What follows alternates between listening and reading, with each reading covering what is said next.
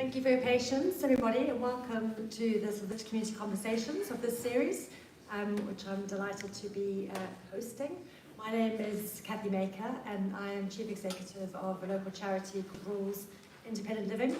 And we provide information, advice, support to disabled children and adults and to the elderly to really help them to stay living independently and to have choice and control of the life that they wish to lead. I'm also a Teddington resident. I've lived in Teddington for 20 years, so I'm also very invested in our area and love where we live.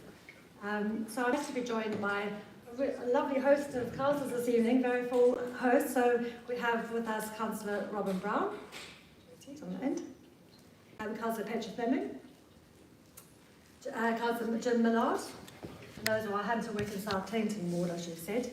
And then for our Teddington ward we have Councillor Baker, Councillor Engel, and Councillor Giesler. Hello. Have I pronounced that correctly? You have. Excellent. Good start. Good start. So as many of you know, the community conversation is really part of Richmond Council's community engagement programme. So they run a series of events across the borough where we really come together to have a conversation. So it's really your opportunity to ask questions, but also to make comments or observations that you might want your councillors to hear. We really want this to be a conversation, so we do ask you to be respectful, to listen to each other and to listen to our councillors. Everyone's given up their time this evening, including yourselves, and we really want it just to be a really productive and a good evening. Of course, we have some health and safety announcements. We're not expecting a fire alarm, but an alarm does go off. You to exit really the way you came in and go around through the glass doors with another exit on your left-hand side. There are toilets, which if you go to the room and go back on yourselves, the toilets are around the back. There are council staff at the back who can direct you if you need any help. We're also obviously live streaming this and we're recording it, and we will be doing the event for you to have a look at. So really the outline of the event this evening is we're going to look at 4 priority areas. Now our councillors spend a lot of time talking to residents. Our officers spend a lot of time with residents too, and they've collated information, and this is how they've come up with these 4 themes to people in our area. So we're going to go through these themes, and council's going to take them in turn to introduce these themes, and they'll tell us a little bit of background about them, and then we'll have about 15 minutes per theme for you to ask questions, making observations.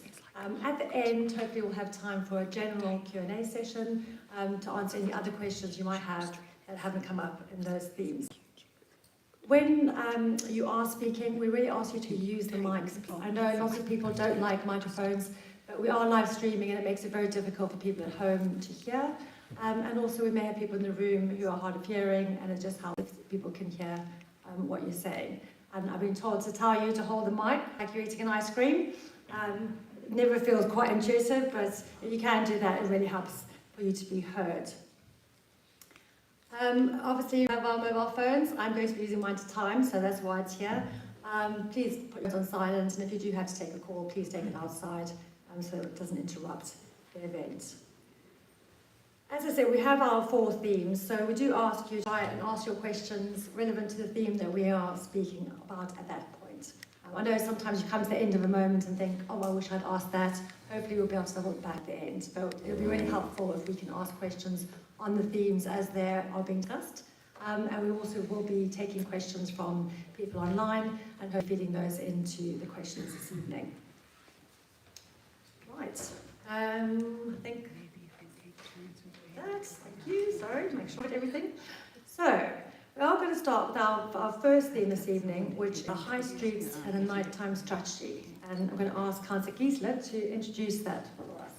Thanks very much, Kathy. And so I'm one of the Teddington ward councillors, but I'm also a spokesperson on the council for business and economic growth as well. So high streets fall under my remit. I'm very lucky that we have a high streets team that really help on that. Lorinda Frames is the officer at the back. He does a lot to support our local high streets, help coordinate all of the Christmas events that take place, and also some of the supportive and marketing work we do around Shop Local at the end of each year.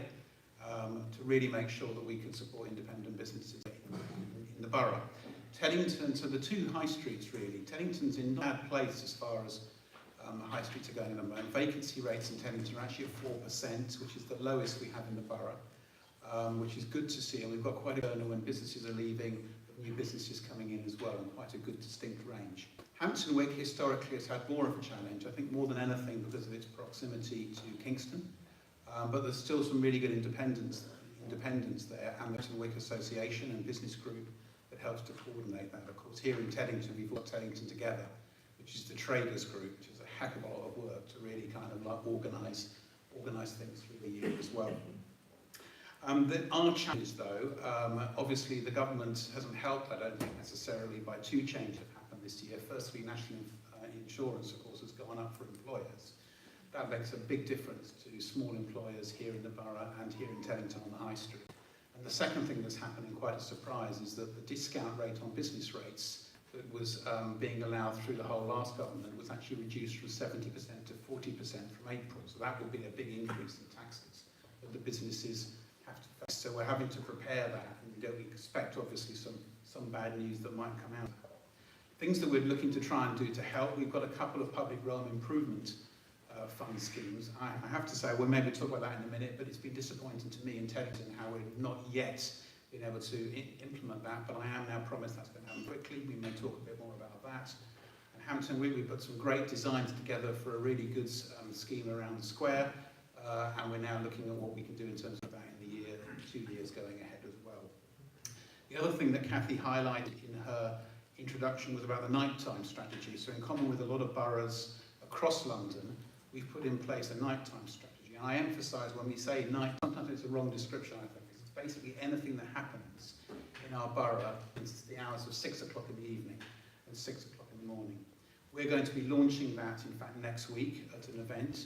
And basically, in a nutshell, it's really making sure we can cater, our evenings can cater for the full population within the borough, young people as well as more elderly, that it balances the interests of residents with visitors, and that we're also taking into account some of the concerns people have around safety, and around employees and how they get to and from their place of work.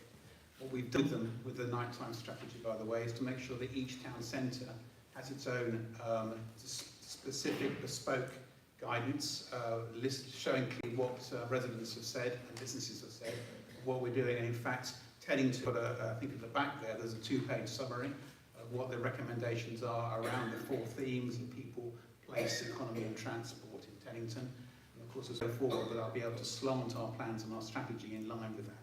Maybe we might want to talk about going forward as well. We've also, of course, got our Visit Richmond initiative, which is very much trying to make sure we can bring visitors into and also connect events that are going forward. So I won't say any more than that at the moment, just maybe kicks off with a few themes and a few areas that you might want to ask questions about. Brilliant, thank you very much.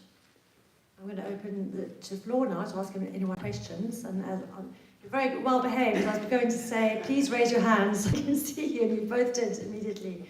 So I think, my lovely roving mics, I think we've got a lady in the front here. I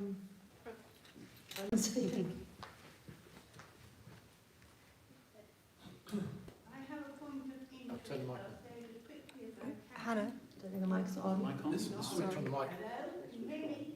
I think the Switch on mic's the on. mic. Hello. This is a simple plug.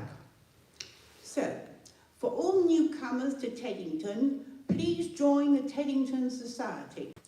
2 historic successes of the Teddington Society that I'm sure you know about. 1, the council in, I think, the early 1980s put it in the unitary plan and the local plan that Teddington was going to be the light industrial centre for the borough. We were told it was Holy Writ, it was doctrine, and it couldn't be removed. The Teddington Society fought it clause by clause, paragraph by paragraph, got removed from the unitary plan and from the local plan. We have the Teddington we have today because of them. Second point, shop fronts.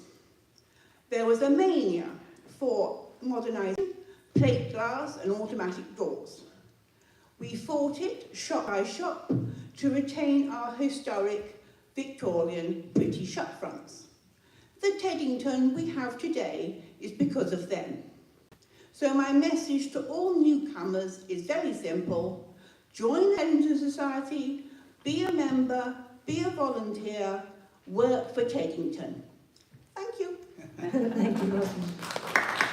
I'm delighted they're promoting their work. And this was lady in the second row. Was the next person?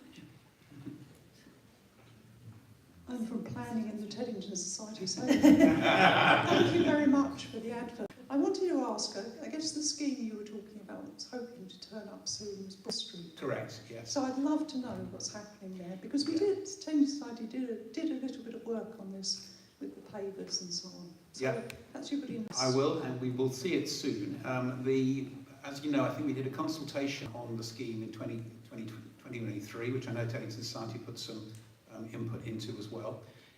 Basically, what we're going to be doing on Broad Street is quite a lot in terms of greening, and also looking at art and looking at some murals and some we're doing there as well, and also trying to kind of promote to Teddington some of the famous people that we've got via some other via things we're putting in the paper. The Society was very helpful on that.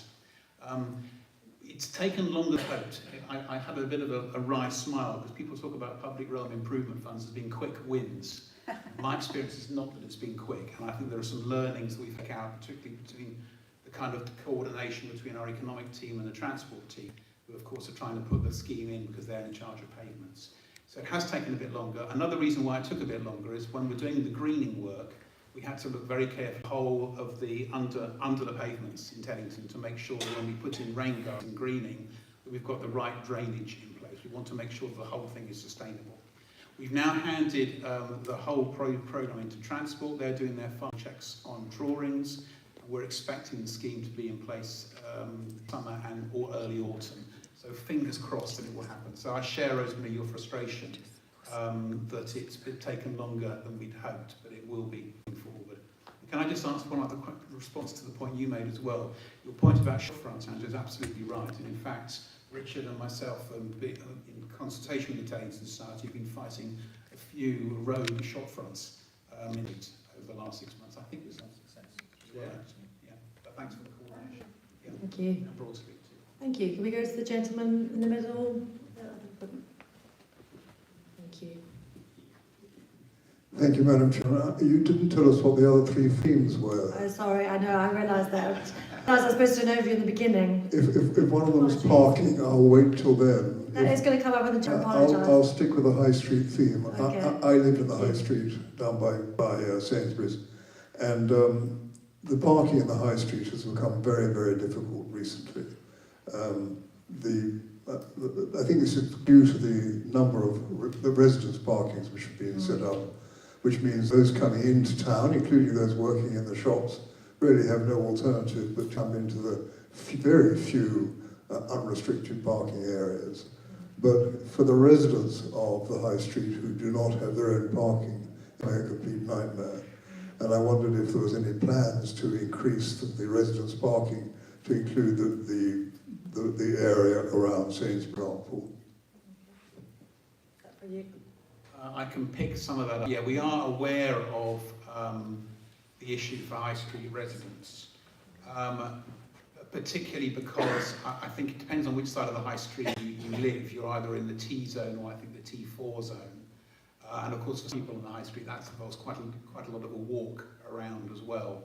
So we are just doing some review of numbers in those two zones to see what spare space we have. We can therefore offer High Street residents in terms of either flexibility where they can park or a better zoning system. So we're looking at some options on that, and we'll come back to people within the next month or so. Thank you. Sorry, I can't actually see the person at the back. Yes, really? Lady, sorry, I couldn't see you. Thank you. Yeah. Hi. I live in Hampton Wick. I would describe Hampton Wick High Street as the poor relation of Richmond for the reasons that you mentioned, proximity to Kingston, and also, unfortunately, the rise in, was it business rates, did you say? The problem I have, particularly with Hampton Wick High Street, aside from the unmentionable Sainsbury's, which I won't go into, is it's becoming monocultural. We've got 6 hairdressers at last count, I think, and we're about to get our third nail bar.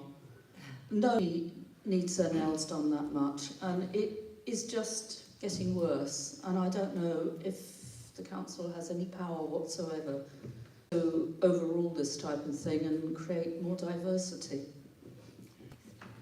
It's a difficult one. I mean, I think that the first thing to say, obviously, when it comes to things like nail bars, we need to be careful about, the activity there and the licensing and what has to happen. And that's an area that our licensing committee take quite a strong look at in many, many cases.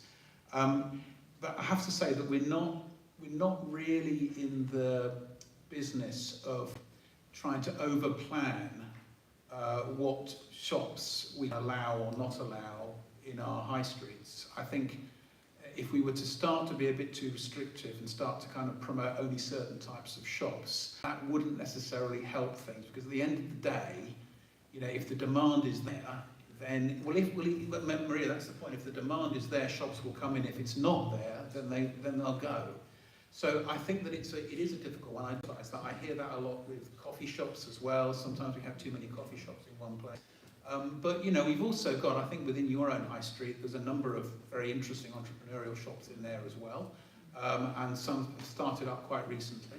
So I think there is some good, thriving independent shops in the of our high streets. Maybe the balance isn't quite right, but beyond some of the licensing and regulatory controls that we have, it's not easy for us to make controls. Actually, on the contrary, in some cases, the last government actually added more flexibility into planning classifications, which actually in many cases means some changes of use are actually now possible without even referring to the council.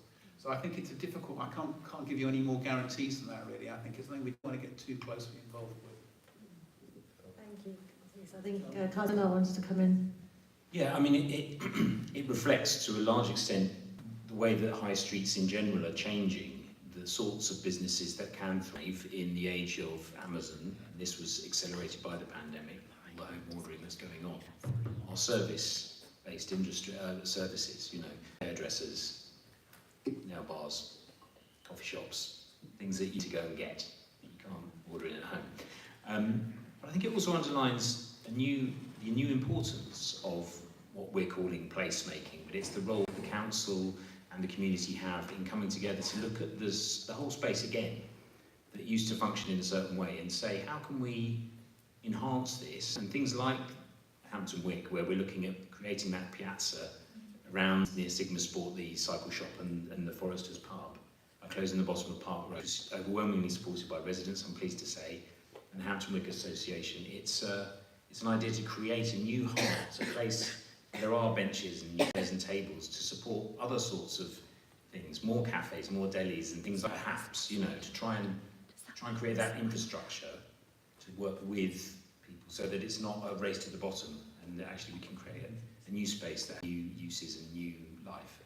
But I think Robin wanted to say something as well.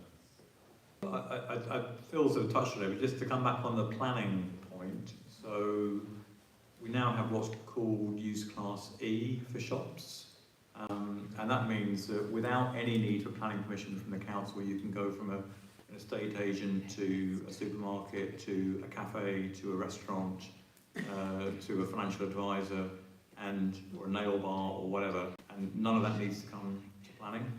So we don't actually have as a council any control over the type of businesses that operate, so that's been very much left to the market. The one thing the council has done is the government also made it a lot easier to convert shops into residential premises on high streets.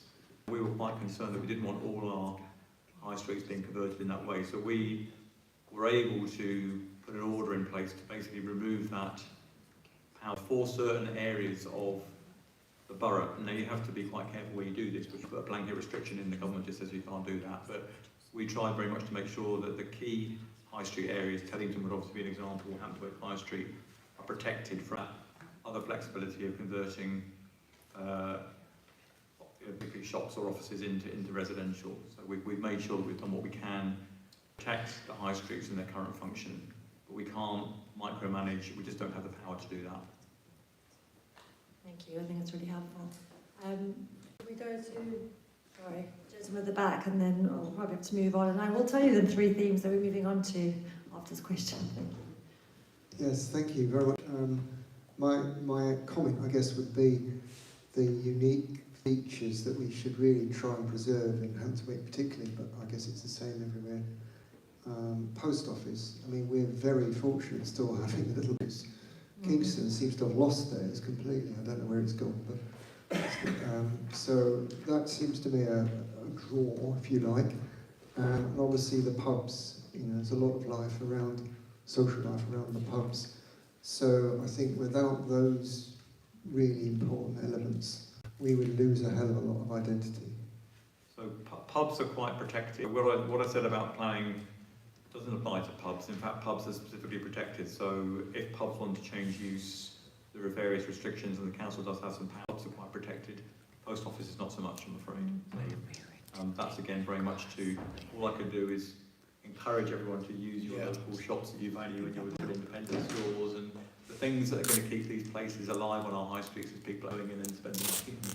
And on post offices, I think it's an important point that you make, and I think to build on what Robin was saying, please encourage everyone to use them, because the post offices have actually played a bigger role since the banks have closed.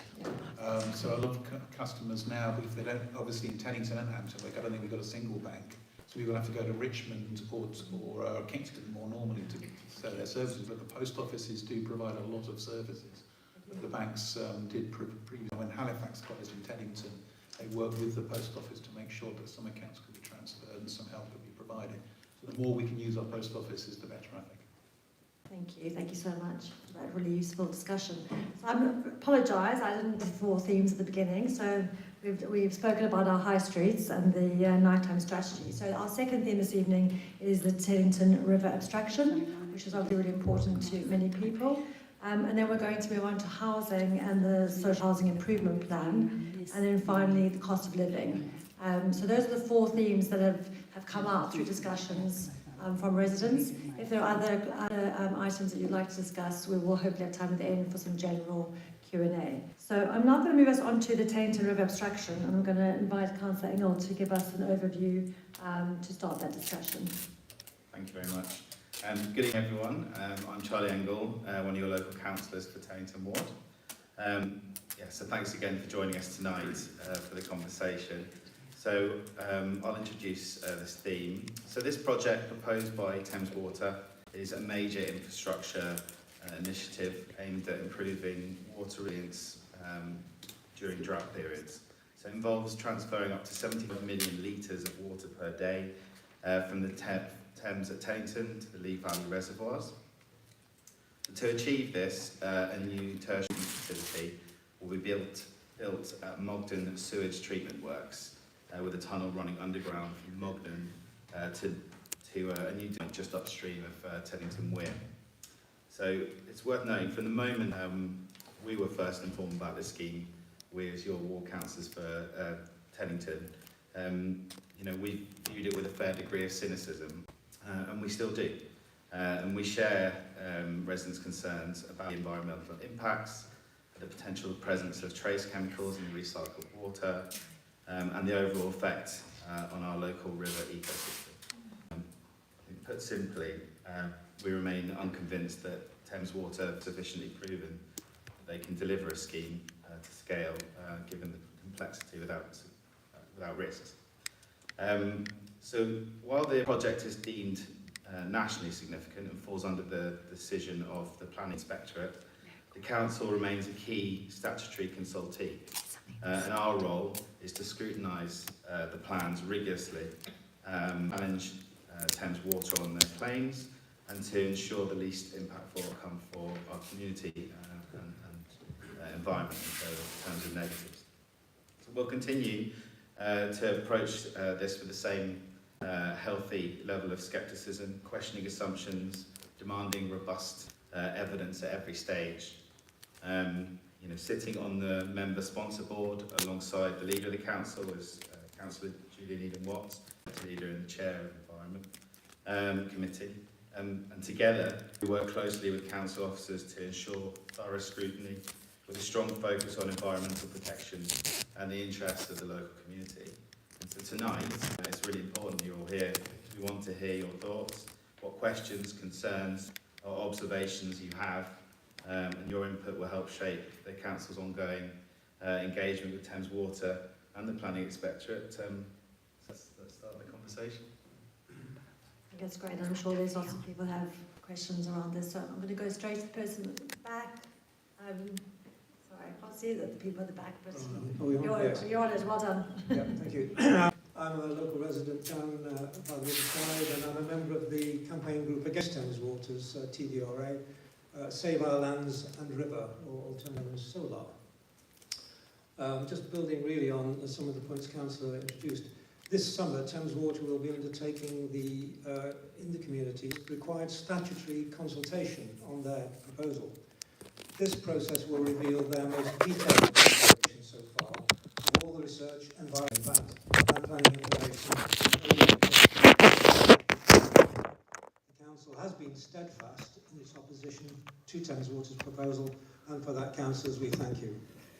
In preparation, however, for understanding and challenging Thames Water's information in quite technical areas as required, can we be assured that the Council will be buying in expertise on key subjects such as water quality, hydrology, conservation, etc., which are outside the normal Council in-house professional coverage, but critical to the Council's and the community's appreciation of the risks from the treated sewage outflow planned to be pumped into the river, as Charlie introduced, pumped into the river above Weir.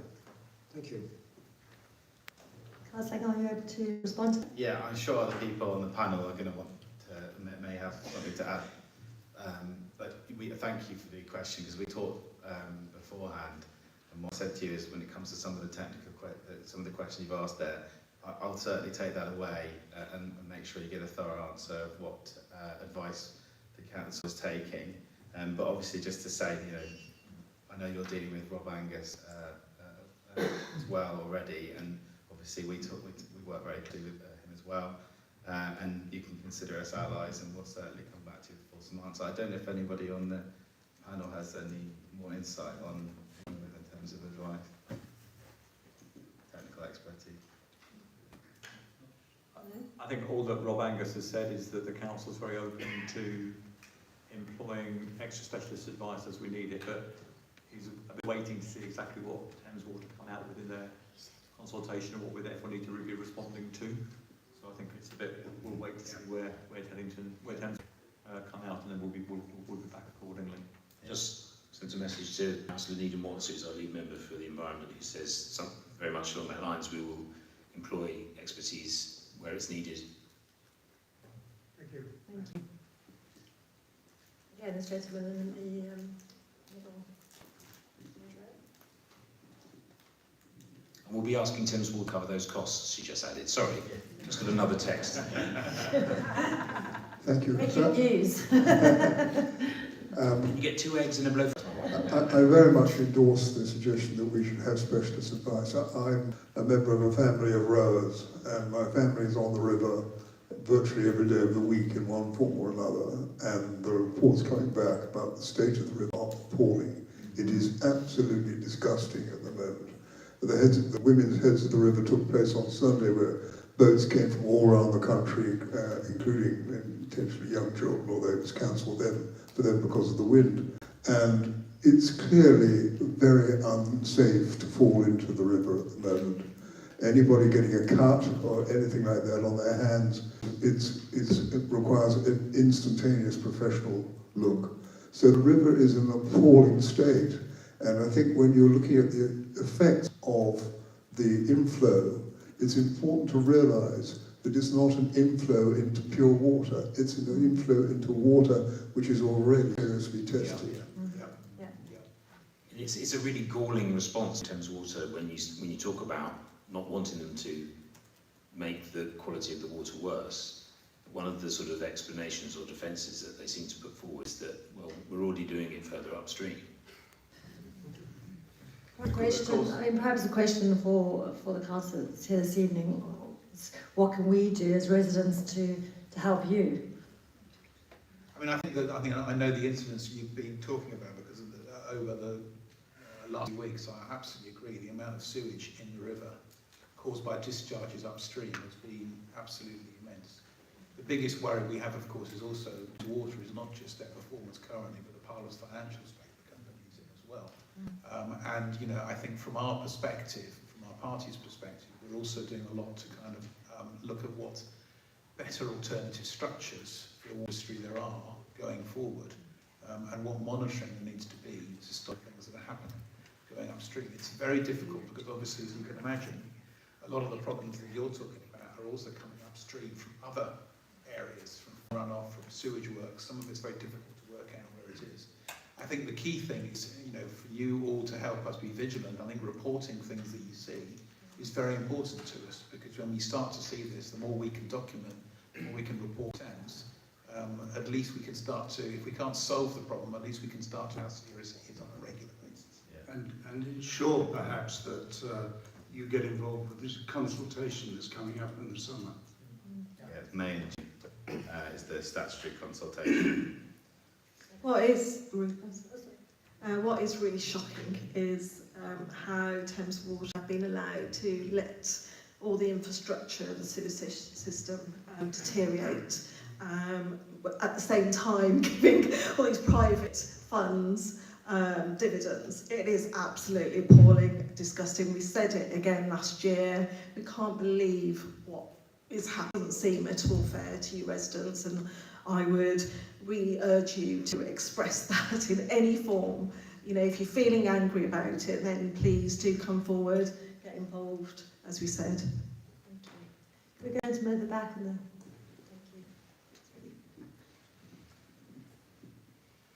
Thank you.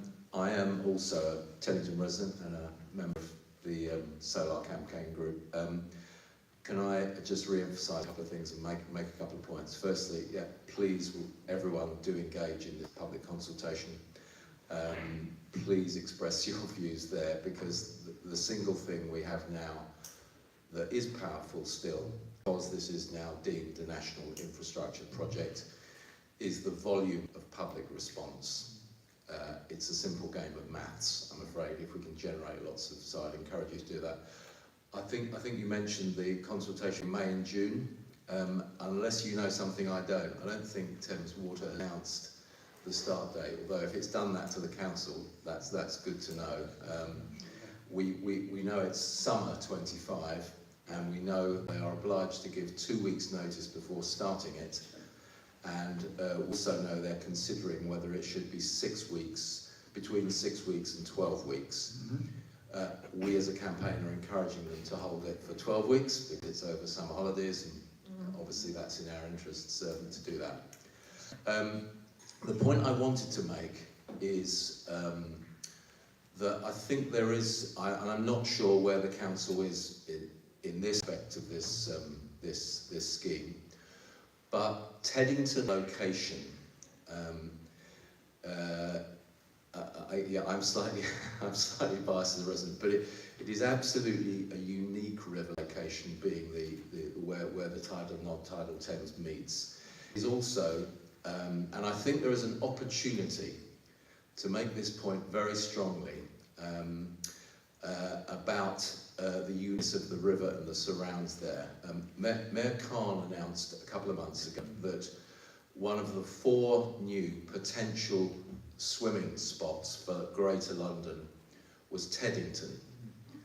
And that is completely contrary to Thames Water tipping in treated sewage at that point. He is right, and Thames Water is wrong.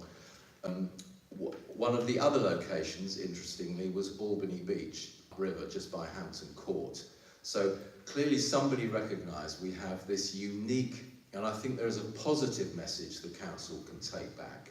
So, going back to your first theme of place and how to develop positively, to say we have this unique location and we think that should be factored in to the consideration, in particular because we know there are way better alternatives to this scheme.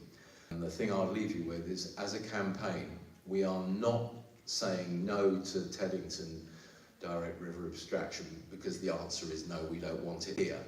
We're saying no because there are better alternatives that they have failed to consider properly. And I'm now bringing this positive aspect of saying the uniqueness of that river location, recognised by the Mayor, is an opportunity to put a positive foot forward and create something even better than we have now at the lock. Thank you. Thank you very much. I think Councillor Fleming wants to come in. Yes, we have had several meetings with Thames Water, at York House particularly, as you know, and we have pressed them on this and said, have you looked at the alternatives? Their reply has always been this is the cheapest option because there's an existing tunnel already that exists. That's what makes it cheaper. They have done a business case where they've presented it as the cheapest business case. But what I want to say was how much we can trust it, because as we know, Thames Water have already proved to us that they can't look after their costs because they're in massive amount of debt. So, you know, how can we trust an organisation, you know, to present some figures such as that? And I think we do need to investigate it a bit more. Thank you. Just to build on that as well, a point you make about the Mayor's intervention, which exactly the timing of that was very interesting because it happened at exactly the same time that DEFRA were kind of saying, oh yes, you know, this looks like a sensible scheme, growth. So, you know, both through the council, but also, of course, with our leader Gareth Roberts being the GLA Assembly member, he's in a position to basically influence this discussion across London, and also, of course, Munira, with a number of her fellow Liberal MPs who tend to now occupy quite a few seats on the Thames watershed, are pushing exactly these points within Parliament as well. And indeed, I think now there are other alternative infrastructure projects which are also being pushed. So reservoirs are being more pushed than they were before as well. So I think the landscape is changing to a degree, but you know, we obviously, with Thames Parlour State, as Petra makes the point, cost still comes into it. I should probably just say a point about the cost station rate. I should have said expected to start around. Okay. That's okay. There we go. We don't know yet. I'll just go to the person if they have an answer.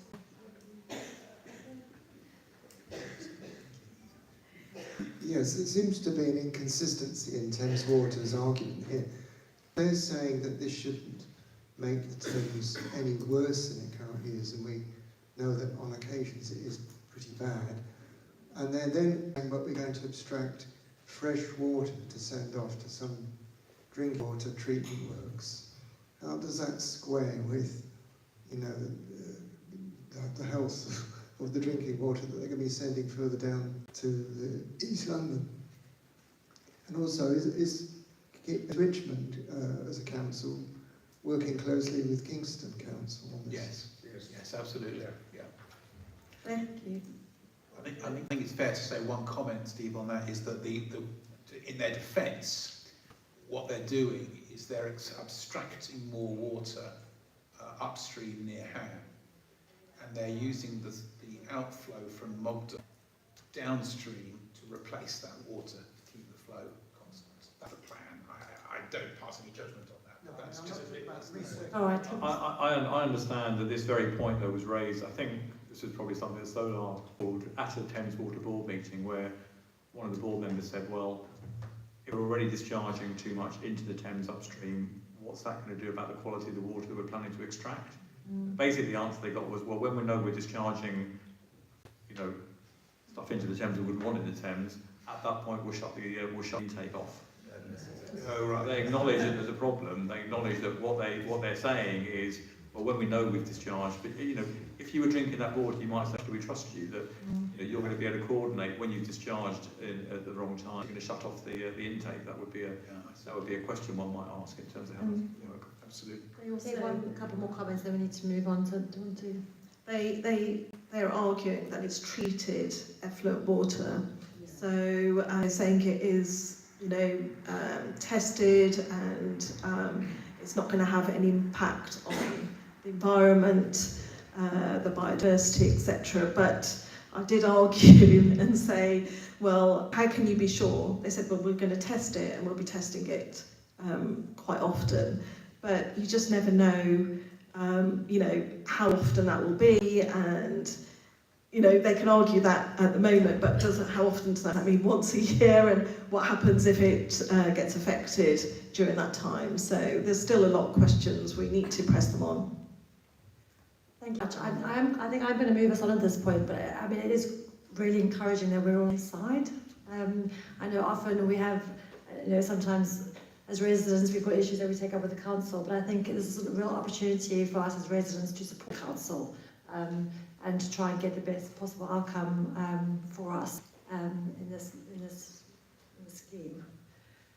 Right, so we're going to move on now to our third theme, which is housing and the social housing improvement plan, which is a topic that's very close to our hearts at Rules, because we've been running a housing campaign for quite some time and working with Councillor Millard. So I'll hand over to you, Councillor Millard, to give us a bit of an overview of this theme. Thank you. Thanks, Cathy.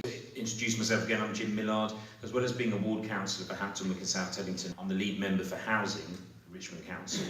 You've probably seen nationally lots of stuff in the papers about terrible conditions in social housing, and how crowding, particularly in damp and mould, have had some terrible effects on people's health. And unfortunately, Richmond Borough has not escaped from that. So particularly since the pandemic, we've seen some really terrible service provision and incredibly frustrating and unacceptable delays in repairs being done in people's homes by our housing association partners. And we're a non-stockholding council. We transferred our council housing to a purpose-made housing association, Richmond Housing, in the year 2000, in common with about 50% of councils nationwide. A lot of non-stockholding councils take the view that they don't really have any direct responsibility and it's not really their problem. We take a different view. We think that, okay, we're not delivering the services, we're not directly responsible, but we do have responsibility. We have a responsibility as elected representatives to work in partnership with residents and with our housing association partners to do what we can to drive improvements. And that's what the Social Housing Improvement Plan is all about. It's a 5-point plan to improve things. Number one is putting the resident voice at the heart of decision making. Number two, improving repair services. Number three, tackling defects and disrepair. Number four, investing in sustainable homes. And five, in safe and strong communities. We're not in charge and we're not the regulator. We have regulatory oversight or powers over these partners, but they are key partners for us. And we have three things that we do have a right to do and that we're doing. And the first is to act as conveners, to bring together these housing associations and their residents and voluntary sector organisations like Rules to talk about what the priorities should be in an improvement plan. The second piece is to be scrutineers, and it's to bring this plan forwards, which has been agreed by residents and by the housing associations. They'll be the ones who are investing in making these changes. It's not for the council to invest. We don't receive the rent. They have that income and they need to invest it and make sure that their operating surpluses are the right size to enable them to invest properly. But we'll scrutinise. Every year, each of the 4 housing associations will our committee with a report telling us how they've performed against the commitments they've made in this plan. And that will be scrutinised by us as elected representatives, by residents, our community ambassadors, and by representatives of organisations like Rules, Independent Living and Citizens Advice, who are invited to attend our committee as experts. And the third thing we'll do is we will invest, although the main bulk of investment in the actual stock of houses is not the responsibility of Richmond Council. We recognise that a lot of the communal areas, the playgrounds and the green spaces and even roads, are owned by housing associations, but we are joint organisations. We have a joint responsibility for the health and the extent to which those communities that use those communal spaces are thriving. So we will invest in those with our community, our Civic Pride Fund, and by supporting the community ambassadors to do estate inspections and to get the improvements. The Community Ambassador Project, something I'm very proud of. It's an innovative scheme to support and build a culture of listening to residents in this borough, listening to social housing residents who often find it very hard to have a voice, can feel very marginalised, unsupported. And we've already got over 16, I suppose over 16, that sounds funny, probably that means 17, doesn't it really? 17, and it's building all the time, and they're undertaking estate inspections. We've always seen great improvements, better security, new security lights throughout, front doors for blocks of flats that actually lock and actually work, all these sorts of things that make a difference. Zero tolerance, broken window theory, etc. That's what we're doing. We're going to keep monitoring this every year, and I hope over the next 4 to 5 years we'll start to see some really significant improvements in the standards for some of our most vulnerable residents in this borough. Thank you. Thank you very much. Right, open that to the floor. If anyone has any comments or questions they'd like to ask. Rosalind? Sorry. Hello, I was a social housing resident from 2000 to 2008 in South Teddington, and then again Kingston Lane 2012 to 2018. My problems. The rent keeps going up. Didn't affect me, it was covered by housing benefit. But I thought the great British taxpayers being ripped off, so I asked questions. How has the service been improved? Because it's above the rate of inflation every year. Not a relevant question, I was told. No answer was received. Then at Kingston Lane, we had a drug problem. Raised it with everybody in the chain of command. Was told we're looking into questions. In 2018 I left, there was still a drug problem.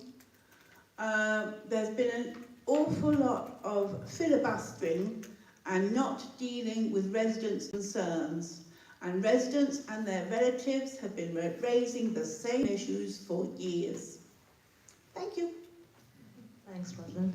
Councillor, if you wanted to respond to the sort of antisocial behaviour aspect, because yes, and you know, mindful this is a community conversation. I'm in listening mode, and it's, you know, I'm very receptive to hearing, and it's not a surprise to hear you saying that. That's the sort of thing that we hear far too much, and that's why we're being as tough as we can to sort of really try and drive improvement, particularly listening to residents. I found when I came into this in 2018, I felt that that was a real problem.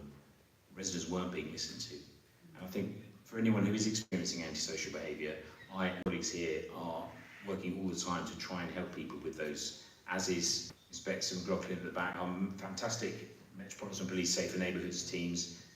Colin is here representing our community safety team. We will work together, we will form working groups, as we have in many areas now, to get evidence, get evictions of people. I've got over 2,500 families on a waiting list for social housing. It's absolutely unacceptable when someone starts dealing drugs and intimidating their neighbours, when that could be taken by someone who's grateful and is a productive and pleasant member of society. And we have to do everything we can to make sure that those communities aren't blighted in that way. Thank you. Yeah, I would agree. Some of the experience we've had directly with many of the housing associations when raising some of these issues, we've had the same problem in terms of response and action. But what I would say is my experience of sitting on a committee with Jim is that, you know, housing associations, we've built better relationships over the last couple of years. They're starting to take part in gathering exercises. They're reporting more regularly, more accurately, and the execution of what they're doing is not good. And that's the reality. And you know, they have volunteered to come to the housing committee on a fairly regular basis, and they'll have to sit there and address that directly. And so I think the work we've been doing in the relationship building means that these questions get put to them and they'll be front and center of their mind. But we agree, it's appalling at the moment, and they need a lot of work to do. Thank you. Fem, did you want to come in? I thought did you want to make a comment? No. Oh, it was just a okay. So I get a question from Rosemary. Thank you. I understand Richmond Council has built about 800 houses in the last sort of like 10 years. And now we've got a very big imposition target from the current government. How is that going to pan out in Teddington in particular? Are you going to start building massive numbers of houses, in which we're going to put them. Thank you. Is it all right if I answer this? The newly refreshed National Planning Policy Framework released by the Labour Government indeed uses the standard method and comes up with a new figure for Richmond Borough of 2,513 homes to be built every year of all types. This isn't just of genuinely affordable homes, of course. So this is all private developers and any other providers, including housing associations or the council. That's primarily an issue for the local planning authority. That is I think that's not the final figure.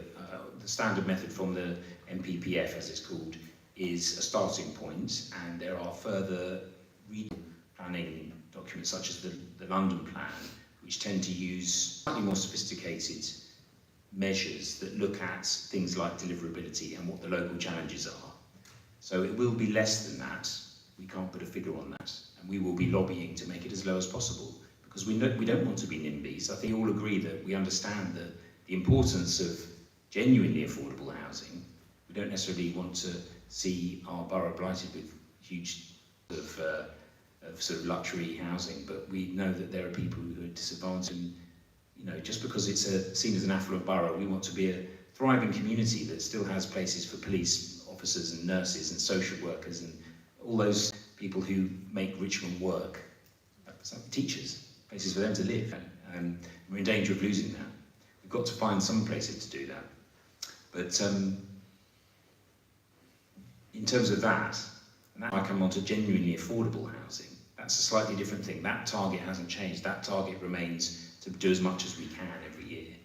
And the first few, this council, this administration took control of the council in 2018 and started to make plans. This gentleman to my right made a lot of excellent discoveries about bits of council land, 5 sites that we could sell to provide high levels, 50% or 100% in 4 of them, 100% genuinely affordable housing. The planning, getting through various hurdles, frustrations, have finally started to come to fruition, and we're seeing this year an explosion in the number of starts on site, and we're going to continue to see that. We've got over 130 this year. These are small scale. The answer for Richmond as a borough, and Teddington in particular, is never going to be stories plus tower blocks. We've got to be creative. We've got to be inventive. We've got to use small spaces cleverly, and I want to see more of that. I think as a community, I'm really interested to hear what anyone has to say about that tonight, because I think we need to have a really good conversation. How we use garage sites or corners of plots of land in an unobtrusive way, cleverly, to increase organically the amount of housing, and also to reassure people about the fact that increases in housing are going to be matched by increases in necessary infrastructure. That's doctor surgery, schools, things like that.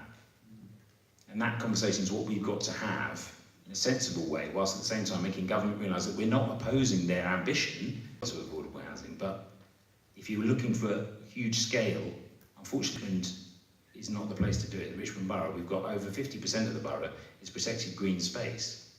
So it's not about NIMBYism, it's about realism.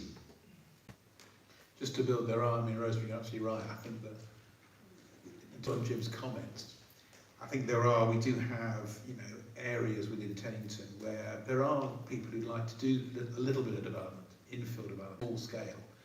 One of the subjects I think has been quite a frustration for us, and I might be raised, of course, is the Teddington police station situation, where we would love to be able to take that building and put on there a mixed use, but with some social housing on there. Once we can get authority from the police to sell the building, we already know that Manera has made some big changes to ensure that that doesn't necessarily have to go to the highest bidder, but there's an example. We've obviously got, where the old Gallery Hall will have been opportunity for the scheme there. I know of 2 to 3 other small schemes, 4 or 5, 5 to 10, that kind of thing. And I think as long as we can work together as a community and to make sure that prospective developers involve the residents on that as well, and the planner on board, I think we've got a chance to move things forward.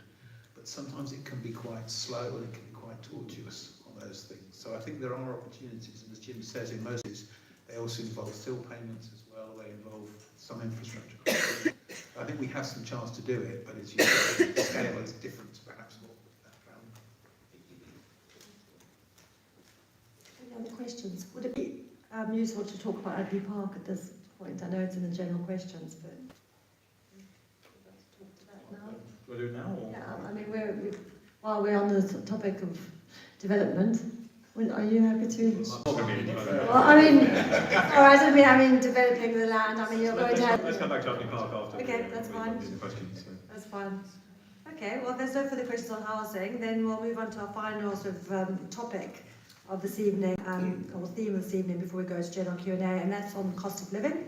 And so I will go over to you for this, Councillor Brown, because you're going to give us an overview of where we are with this theme. Thank you, Kathy. Yeah, so I'm Councillor Brown. I'm a councillor for Hampton Wick and South Teddington, but I also hold the lead member for Finance and Resources brief on the council. I just wanted to talk to you briefly about the cost of living work that we've been doing on Richmond Council.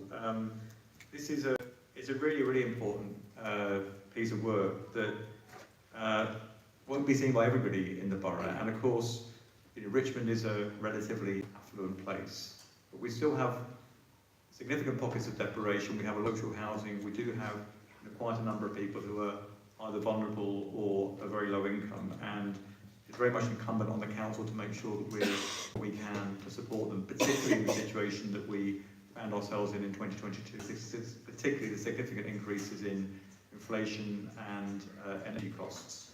And this piece of work has very much been initiated by councillors, particularly myself, and I work very closely with Baldwin, who is here somewhere, I think, who is our lead member for communities and the voluntary sector. But I've got to say, there's been some brilliant work by lots of very dedicated officers here who are very committed to helping people in our borough, and also some excellent partnership working with the sector. And I just want to give you a sort of indication of the kinds of things that we've been doing. It's been funded partly by the government because we have something called the Household Support Fund, which we get every year. At the moment, it's due to run out unless someone renew it again. That's been very important. But we also, as a borough, we put up to, so far, £4.5 million into a specific fund to help residents with cost of living. And just give you a flavour of the sorts of things that we've been very happy to take questions. Free school meals in the holidays. So if you're entitled to free school meals, you, as a child, your family, obviously, you get the free school meals during term time. No provision outside term time. That can create real hardship. So we have been supporting 4,600 children in the borough with 20 hours a week vouchers to make sure that they can be fed, and that's not an additional pressure on family time. We work very closely with Citizens Advice, who we fund Citizens Advice quite significantly anyway. We provided additional funding to CA to help with the significant increase in demand and that they are getting for support from people. So we funded them to have extra outreach workers. We worked also with Richmond Aid. Both organisations have been given hardship funding, again from the council, that they can contribute to real cases of hardship where in their discretion they think that a short-term injection of money is really needed to help absolute sort of destitution. We have our own winter fuel support scheme. We've always had that. The demand has been greater than ever. So we offer up to £170. We've had over 1,500 households in the borough take advantage of that here. But we've also stepped in and helped 900 pensioner households who are just above that cut-off point of not being eligible for pension credit and have therefore had their winter fuel allowance taken away. But we know that they're not well households because we're already providing them with support in terms of help with their council tax bills. So we know who they are, we know where they are, so we've given them an extra £100 to help mitigate the loss of the winter fuel allowance. We've had a big programme initially called Warm Spaces, now called Community Spaces, where we operate through the winter. There are now 36 spaces across the borough. There's a directory, some of them are council spaces. So in this area we've got Hampton Wick Library, Teddington Library, but we've also got the Teddington Community Cafe. So the offer varies, but you'll definitely get warmth, you'll get a hot drink, you might get some hot food depending where it is. You'll get access to support and advice and potentially some activities as well, talk to through the winter. We've distributed over 1,300 warm energy packs to help households, particularly households that are with low energy efficient homes. So if implemented, I believe that those measures can save households up to £200 a year. We're running money outreach events where we help people with advice on how to manage their finances, access to benefits, dealing with the council. These are well attended and well supported because what we do is we get different organisations together. So we get citizens' advice there, but we also get officers from the housing benefit team. We'll get officers there from homelessness team. So different council support services all there in one go for residents to come along and talk to. There's very much, this support level won't continue forever, and we're hoping the cost of living crisis, although the energy price cap has gone up again, we're hoping this won't persist forever. But we're working very hard to try and make sure that the things we've done, the things we've learned through this period of time are sustained, and we help people to be more resilient. So a lot of what we've done is on some really strong communications. We have something called a cost of living hub on the council website. We've got 2,000 people who are subscribing to our cost of living newsletter that comes out. We had an award-winning email campaign to provide information to people. We have a calculator on the council website that's free to use that can help you see if you could be accessing more benefits than you are. In November last year alone, just based on the calculations that were run, we've delivered up to £50,000 extra for residents a year from the calculations they ran just in that month. But I think something we've been proud of that's been really important that will help long term is we have a data tool called the Low Income Family Tracker that has really been able to reach out to people to help make sure they're claiming the benefits that they're entitled to.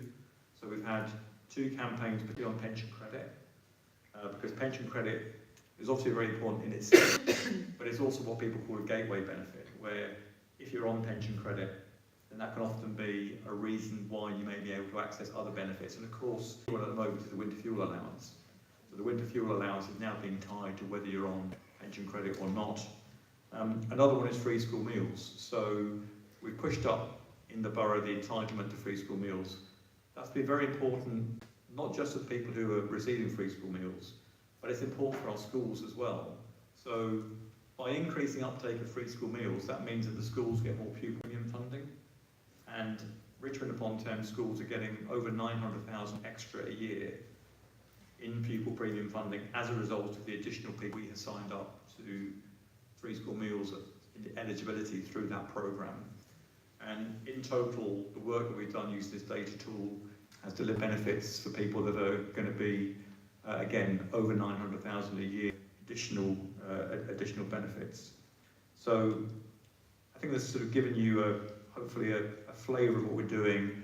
We're very much trying to focus on making sure that we increase people's resilience, help them through managing their own finances, their own entitlements, and that we make sure that we embed that in how the council works in future. And there's lots of excellent learning, I think, and coordination that again will keep going in terms of making sure that what can be quite a difficult landscape to navigate, if you are low income and you don't have enough money, there is actually a lot of support and advice out. It's quite fragmented, it's quite hard to access sometimes to know where to go. It can seem quite bureaucratic because there's a lot of form filling. So the more that we can help people to navigate through that and get the support that they're entitled to, I think the better it will be for all of us living in the area, that knowing that most people are well supported. Thank you. That's a very comprehensive overview, but very, very helpful. Thank you. I'd like to open to the floor. Does anyone have any questions or comments? Thanks for that information, Robin. There was something I saw, and I don't know whether this is linked to the council or it's separate. It's something called the Real Junk Food Project, and they have community cafes and food surplus hubs in various locations around Twickenham and Hampton, and there's no referral needed for people to get food. So as I understand it, people often have to have a referral before they can go to a food surplus. So But normally, this- to access a food bank, you would need a referral. The Real Junk Food Project, I think, is run out of the Etna Centre in Right, Twickenham. yes, partly, yes, that's other where locations. that's where it started. I think that's its sort of home, if you like, and maybe other outreach. That's an excellent example of a charity that we will be working with. And one thing I didn't mention is we're also working on a food strategy across the borough, so that we're linking in with the food banks. People like the Real Junk Food Project. There's an organisation called Food for Thought that operates from the Heathfield rec, and again to try and make sure that what's provided is joined up, and that we can also advise people, depending on where they live, where their best source of support for foods could come from. Thank you. Any other questions or comments? Okay, excellent. Oh, there's one. Melissa, this from online. Yes, thank you. Melissa's going to read out something that's been posted online. Okay, thank you. So the first question on here, it relates to housing. So the question is, how will the council ensure that the new housing stock is energy efficient and of high quality, and ensure that build just benefit the property developers? Well, there's lots in that. I think it's all about our local plan. It's a plan-led system. It's about a planning process. We want to see a number of things from every development. In terms of affordable housing, which is my main focus, is providing genuinely affordable homes. That's mainly homes for social rent and a proportion of homes that are shared ownership, intermediate, for people wanting to get a home and step on the ladder. It's about having robust policies, and our local plan that's emerging has very robust policies. We want to see genuinely affordable housing on all sites, other than public land, where we will be taking a fast-track approach in line with the London plan, which is 35%. It's all about viability, of course. You probably will have heard about viability, and it's the presumption that, you know, developers have to be able to make a profit, and they will use viability assessments to show how they can't possibly provide as much affordable housing as we want. We then have to get viability assessors to produce their own report that shows that we can, and there's extended negotiation about that sort of thing on every site. But it's the same with other things. You know, we want to see net gain in biodiversity. We want to ensure that they are as sustainable as possible. I can't go into it all now, really, but I'm happy to, if you want to share the details, we can give a detailed written response about all the elements of our local plan requirements. Thank you. Was there another question, Melissa, or was that just on housing? It relates to Heathrow. Okay, well, I mean, I think we could do a general Q&A, so do we want to start with Heathrow? See, there is a topical issue and it's been asked, so let's go there. Okay, thank you. So the second question is, thank you for sharing the 4 strategic priorities. One of the major challenges to quality of life for residents in the borough going forward will be Heathrow expansion. Will this become a priority, and how do you plan to coordinate a response? Who would like to take that first?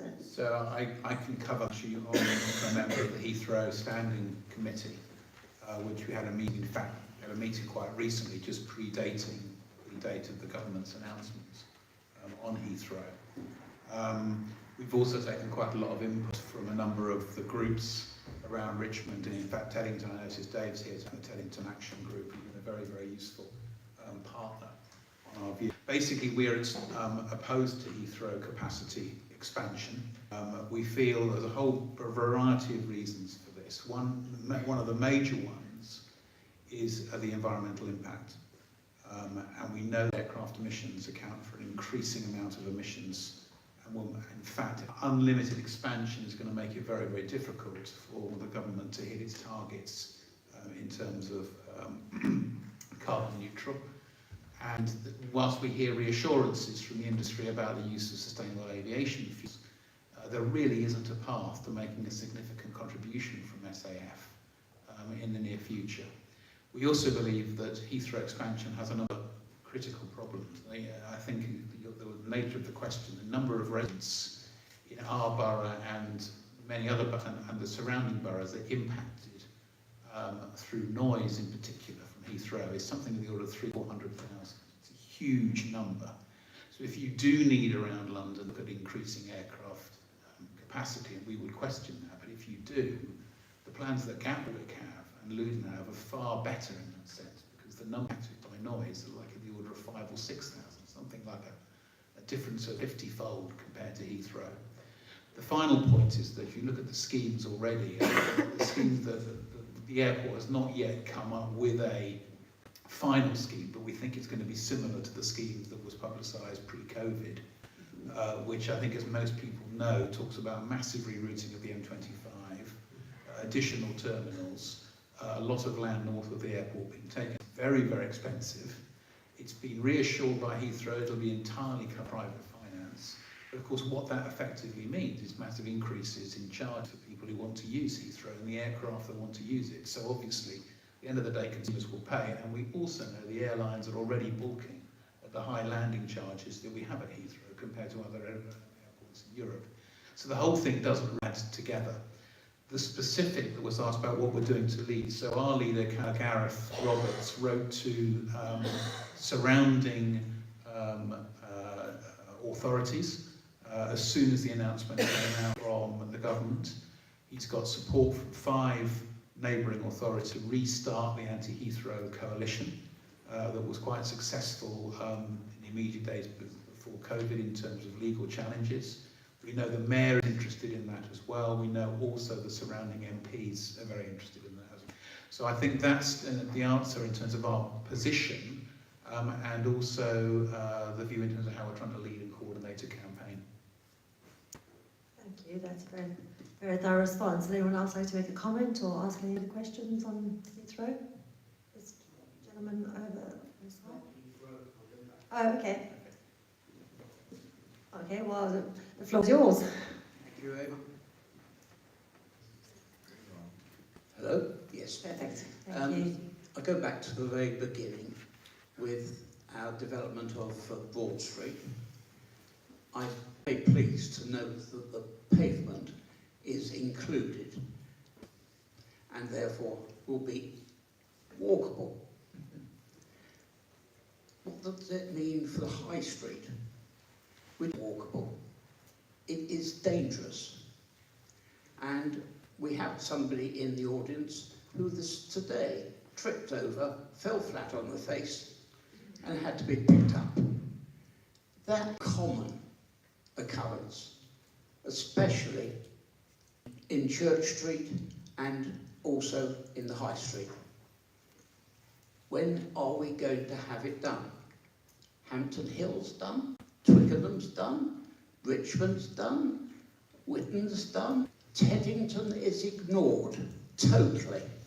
We have 9-inch little tablets, which when they're out of sync are removed and asphalt stuffed in it, which causes immense problem with other. And then, of course, it's the water. Where does it go? Well, mainly it just stays on the pavement. A beautiful puddle at the bus stop in High Street. It's more like a lake outside Farm, their new shop. You have to paddle to get in it. Can I ask Councillor Baker to? Well, you're quite right. I mean, the position, the situation, the pavements is not good in the High Street, and we recognise that. What also, unfortunately, we need to recognise is the funding, and this is an issue that we're going to have to find. That what will happen is that we are having to move things out a bit in terms of timing of repairs and maintenance. And there's been an extension of this. So it will be done, but the timing of it is not going to be immediate, is what I'd say. I don't know.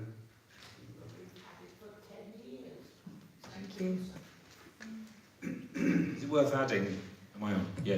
Is it worth adding that we recognise that our roads and pavements need additional investment, and that in the words of our lead member for traffic and equality, for transport and equality, we've inherited a situation where we're sort of managing decline unless we invest over and above. And I don't know if you want to talk about this, but we will be. Am I sort of giving away budget announcements in advance? I mean, we talked about the capital plan at the last finance meeting, and we're certainly intending to significantly step up the amount that we spend on road and pavement repairs over the next 3 years at least. But of course, what I can't say is where the priorities are going to be set, which will be set by officers based on looking at where the need is greatest. So they do their survey work and they go out and they assess need is greatest. So exactly where those repairs are going to hit, I can't say. But we do recognise it's a key issue for and we're very much intending to put more money behind it. Thank you. Can I make a shameless plug for Rules, Transport and Mobility Forum, which meets every couple of months. The rail companies attend, the bus companies attend, and it's all about access, it's all about bringing these sort of issues forward. So if anyone would like to come along, the details on our website. We'd love to have residents, and then we can then put those things forward to the council and also to some of the providers who can also help with accessibility issues. So if anyone would like to do that, would be fantastic. Can we go to this lady, sorry, in the middle section? Thank you. Yeah, talking about accessibility, one of the issues we've got around Hampton Wick is the line bike that have been stacked up and left, and for anybody who's trying to access, in a wheelchair or any other way, or chairs or whatever, it's absolutely a nightmare. I mean, it is ridiculous. And there seems to be money to, put in these extra lanes across the zebra crossings for bikes, but we can't repair our pavements for people to walk on safely. I think just on the point on Lyme, just to give a summary of where that situation is. Obviously, Lyme are an agreement with Richmond to trial their scheme of cycles. And to be fair, I mean, it's actually something which has really opened up cycling for an awful lot of different people, and I think that's a positive in that sense. However, to the points made, we have had quite a few issues on a couple of the points that you mentioned. One is the bad parking of the bicycles, which gets in the way for people with limited mobility, and also bikes being hacked and not being properly. Now, of course, Lyme always have said in the past, well, you just phone this number and get it picked up. And of course, that rarely actually happened. We found Lyme's attention to this was a major concern. We have seen improvements from Lyme recently, but we were going to be bringing the contract back for a review at Transport Committee this next month. That's been postponed for a couple of reasons. One being that the government is actually now looking to legislate on what we call these micro-mobility options, if you like. They've signalled that they want to put some legislative activity into one of the local governments, which is coming through now. And it's likely that some of the remit for Lyme and the organisation of how Lyme is organised might actually lift out into TfL rather than to each individual local council. And it's also, of course, fair to say that there's a number of other providers around chomping at the bit as well. So we've actually started to see an improvement in Lyme, and actually we're seeing that they're actually taking more notice of complaints coming in about hacking and about poor locations. So this might be the time, certainly when people do see things going wrong with the provider, to really echo the complaints and to raise them up, because we're all bringing them to bear. I did actually notice, in fact, I think on Next Door recently, Lyme actually posted something about their London improvement plan, where they're now stating they want to take this thing more seriously. I think between us all, there's a concern that, of course, with so many other schemes out there, they may well lose a contract. So they're now taking more seriously than they were. So all I can say is I think we've all been disappointed with how Lyme have responded in the past, but it might be the corner is being turned. It's absolutely vital that we do start to see poor parking, hack bikes or whatever, that they do actually report now. And we'll see how things go in the next few months. Thank you, Paul. I think to you, Robin.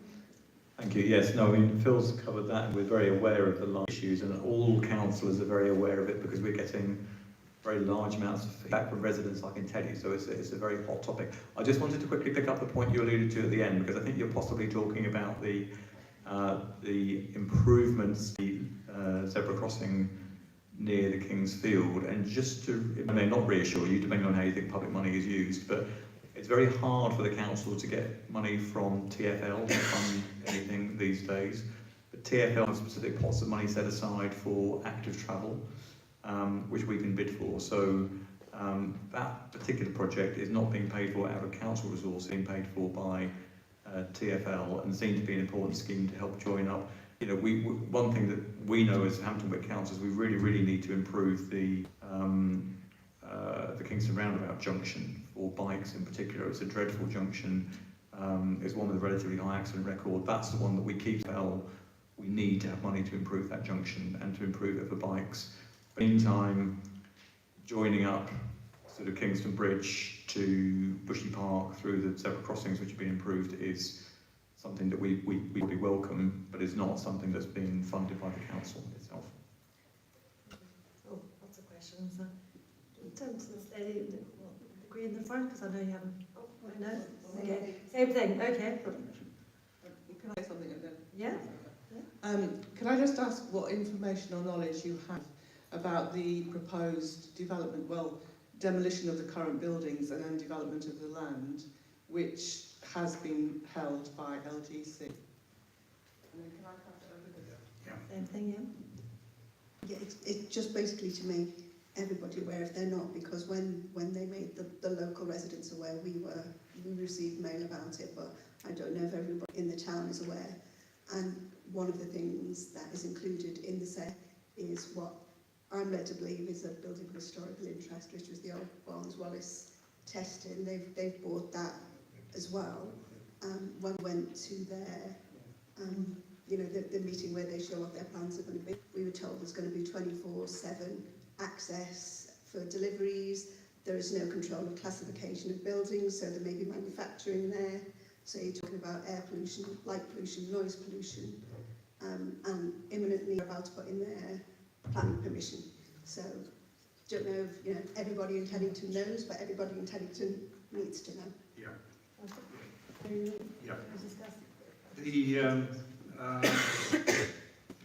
You're quite right. The government chemist has sold the land.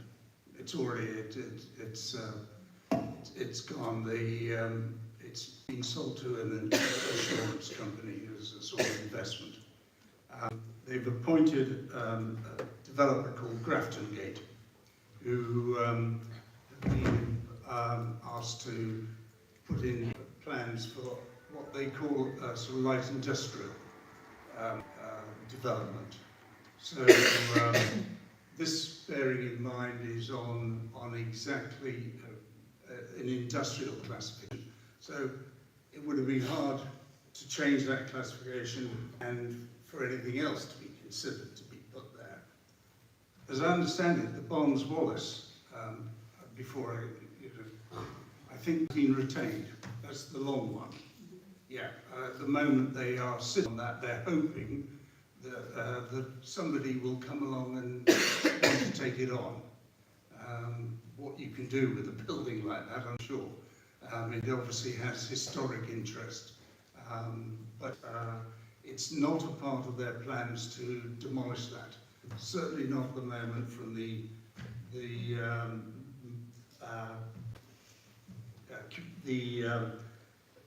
had two consultations, 11th and 13th of February at the Bushy Sports Club. So they took away from that the concerns of residents, and I think at first stage they were looking at Coleshill Road, cross into Queen's Road, and so on and so forth. Admiralty, I think, is another area that they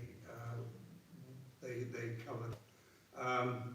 But they will be having, we are told, a another consultation, a much wider consultation, and where they will have picked up the issues, concerns from residents.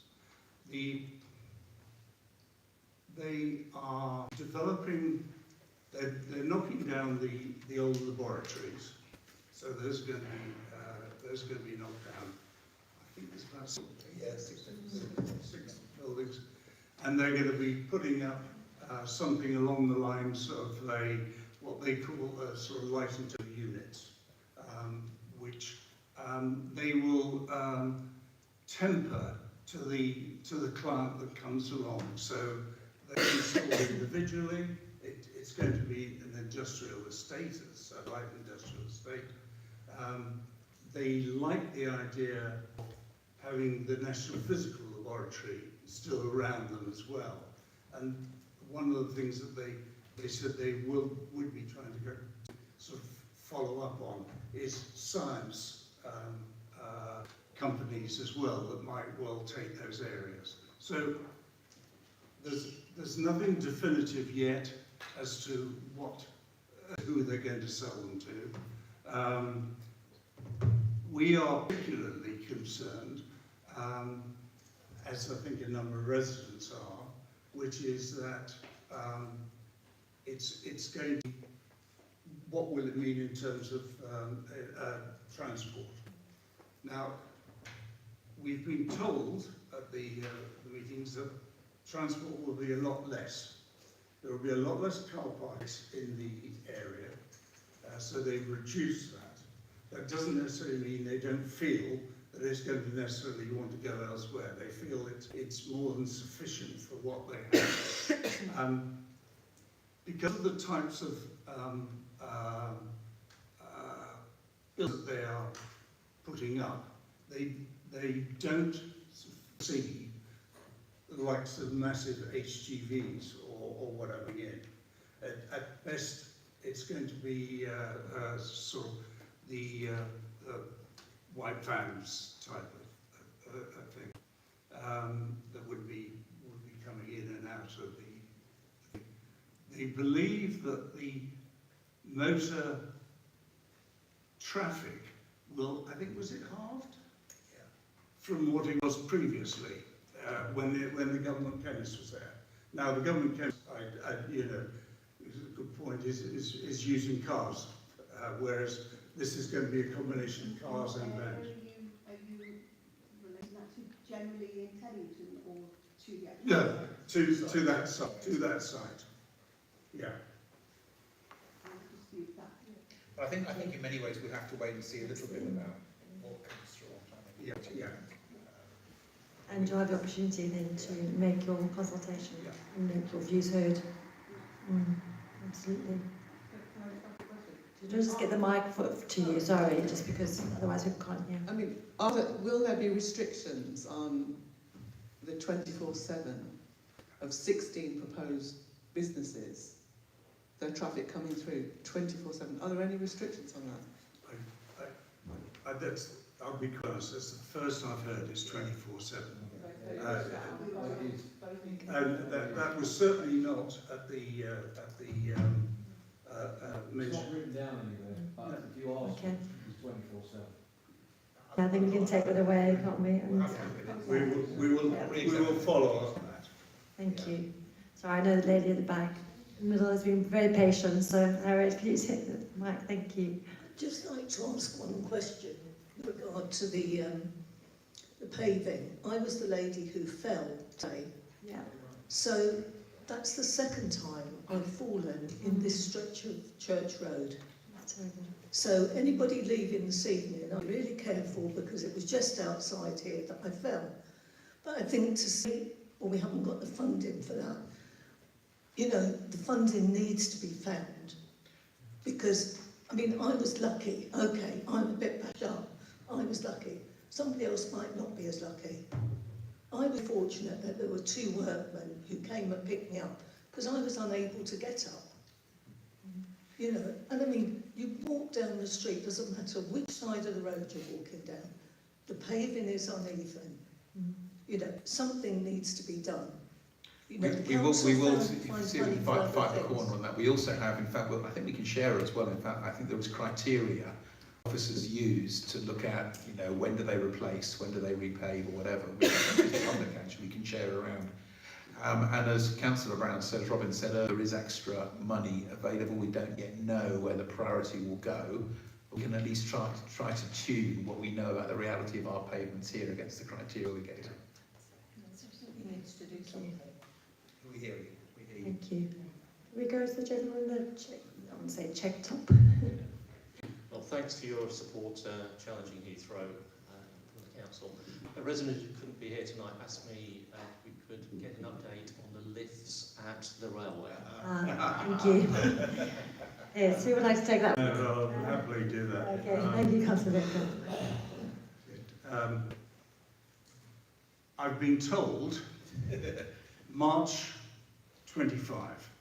The delay, the recent delay, was due to the fact that a faulty part was by the manufacturers, who I believe are in Sweden, and you don't get off-the-shelf for lifts, so it had to be specially made. Now, I did notice just the other day two vans there with lift operators on side of it. So I'm hopeful that March 25 we will actually see the lifts operating. That's the latest I got from Network Rail. Thank you. Can we give this gentleman? Yes, yourself. Can I ask if there's any update about the Udney Park playing fields? Yes, thank you. No, would you like Councillor Vickman? I'll take that one now. Yeah, sorry. I definitely didn't want to take it earlier under the heading of development. That was. No, I'm sorry. I apologise. I didn't mean that. One absolutely we're resolute on is that there will not be substantial development or any sort of housing development on Udney Park playing fields. There isn't a huge amount new to say, but I'll just update where I'm aware that things are up to. So clearly the fields they were privately owned and they are still privately owned. They're now owned by Mr. Wu, who we understand is a sort of Chinese real estate developer.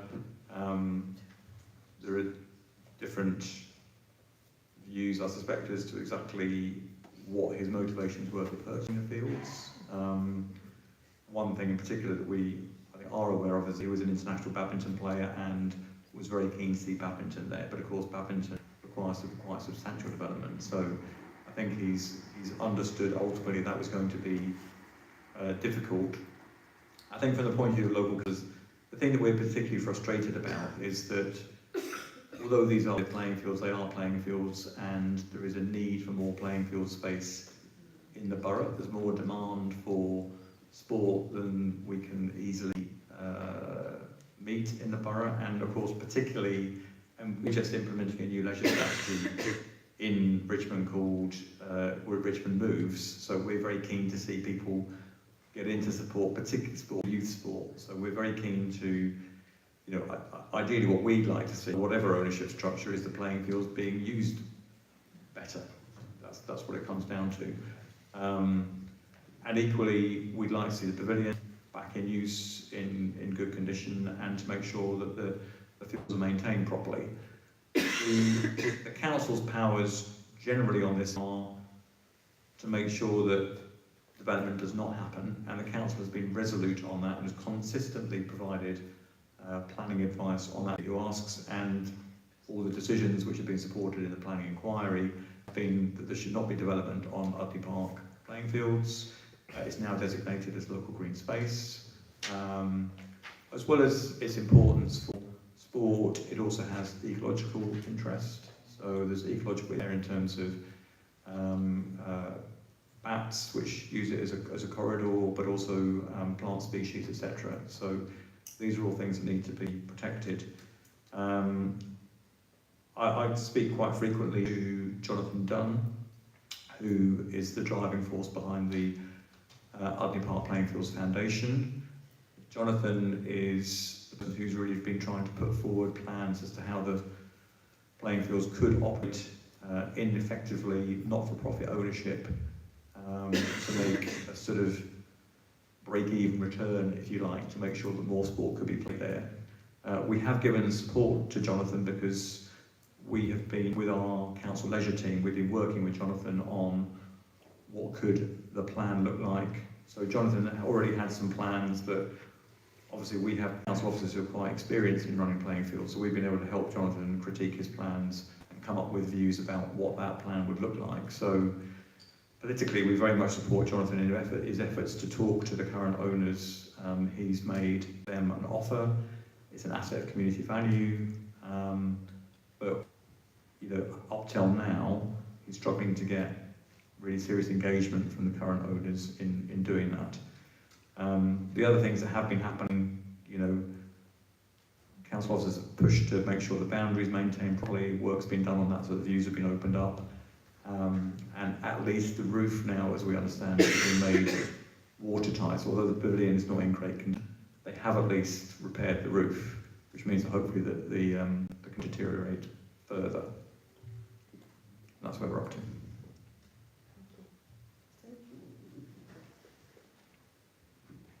Can I just add a bit more to that, particularly in view of the under-knowledge expressed by the Chair? It is local green space. Local green space is equivalent to green belt, not grey belt, green belt. And it's only local green space because a local resident fought in the High Court for a judicial review, and the judge decided that there were grounds to go to a second inspector who decided the first inspector was wrong and it should be local green space. So it is local green space courtesy of a local resident, not courtesy of the council. It is an asset of community value courtesy of the council. It is now also a local view.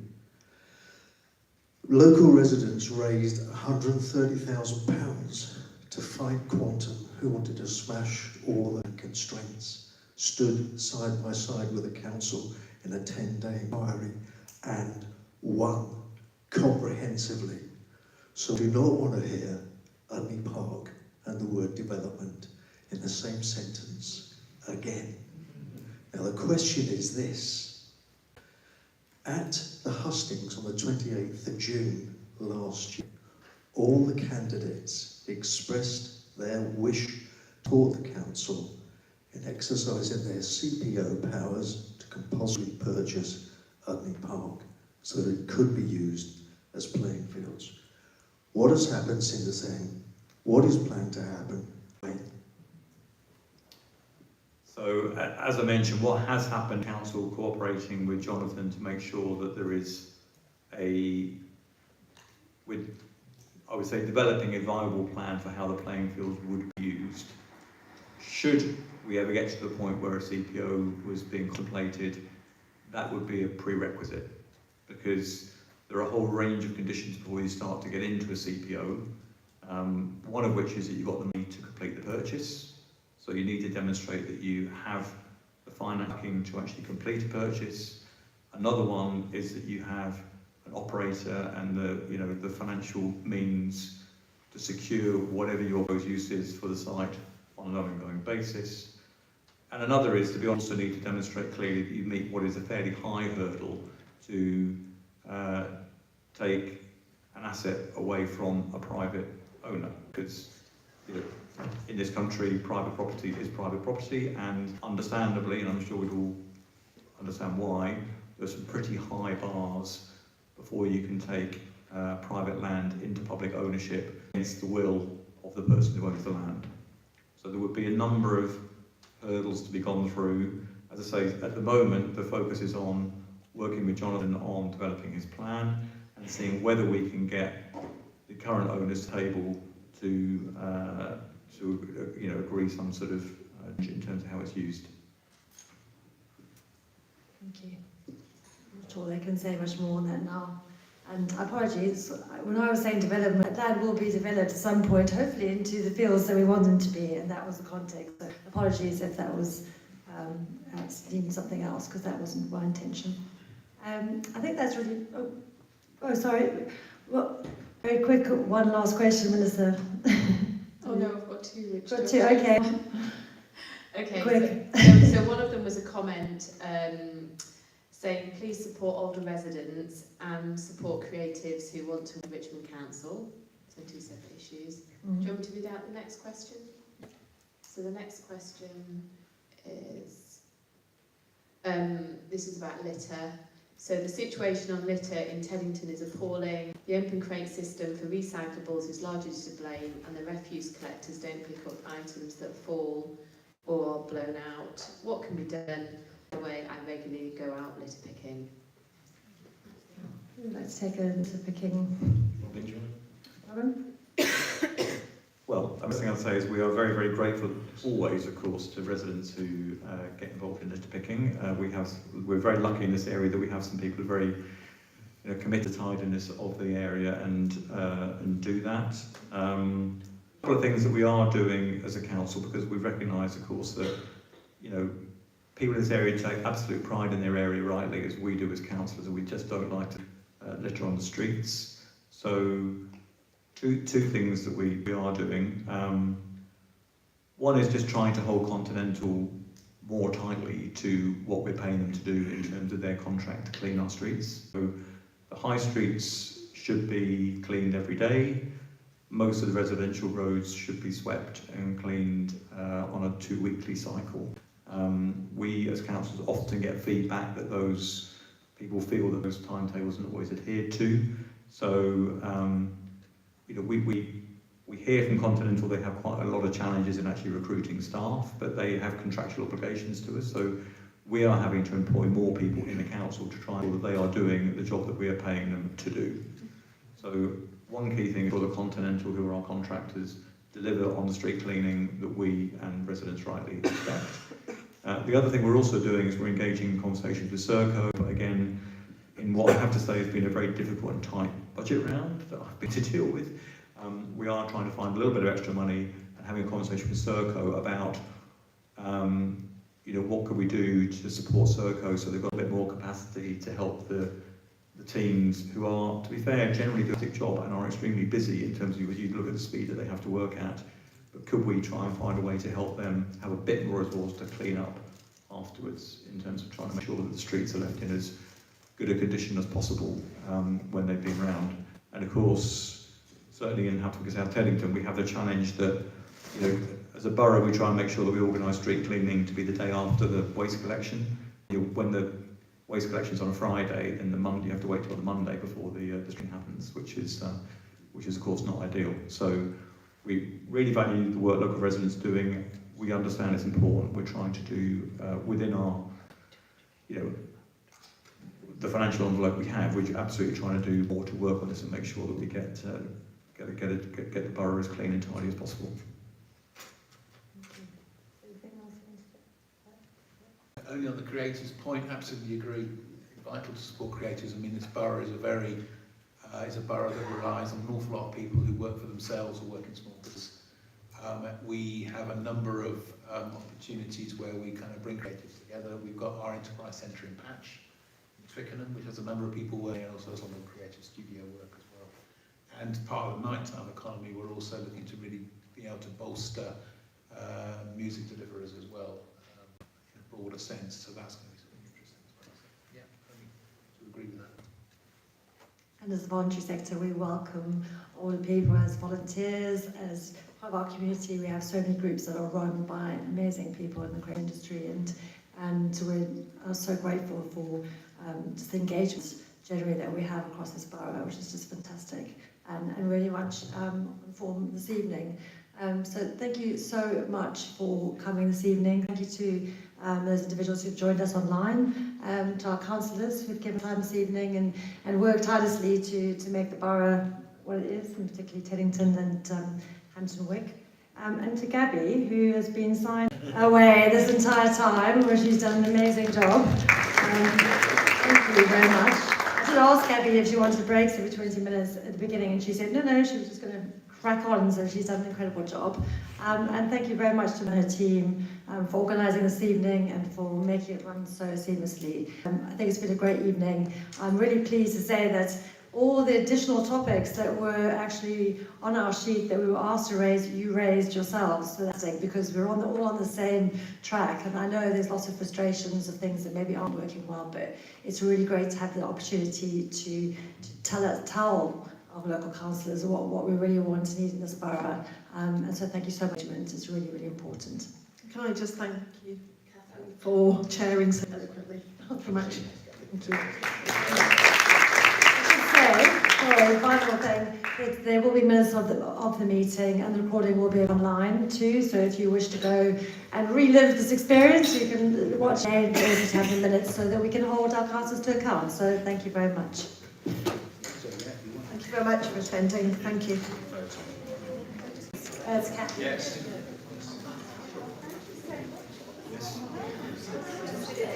Oh, okay.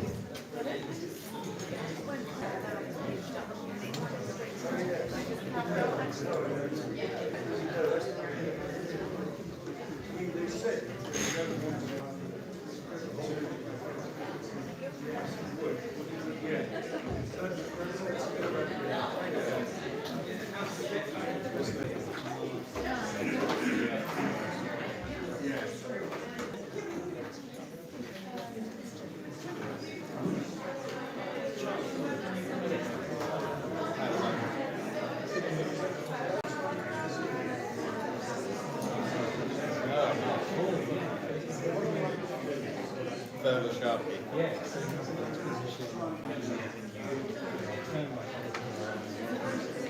Okay, yeah. Thank you for coming. I'm sorry.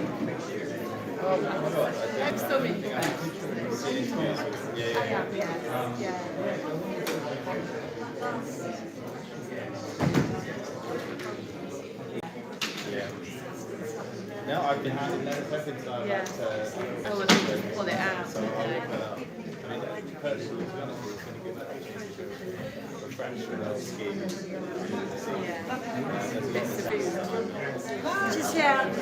I'm just waiting to speak to Bailey might be able to answer. Bailey, hello. If people have left their email address when they signed in, will they get a copy of the email to them? I can double check that. Would you like it? You can send it because I couldn't hear everything. Yeah, that's from Jeff. No, right, what we'll do is let the minutes finish out. What should be done in advance for it to make sure that they're all comprehensive and legible. If not, they can be on the website where you would have registered. You registered online? No, well, so I tried, but I didn't accept it. Have a look on that webpage. I say it's really weird. Well, the next one. Yeah, we'll do.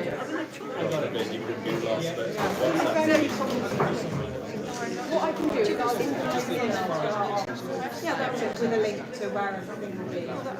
What should we say? My name's Bailey. B-A-I-L-E-Y. B-A-I-L-E-Y indeed. That's what I said.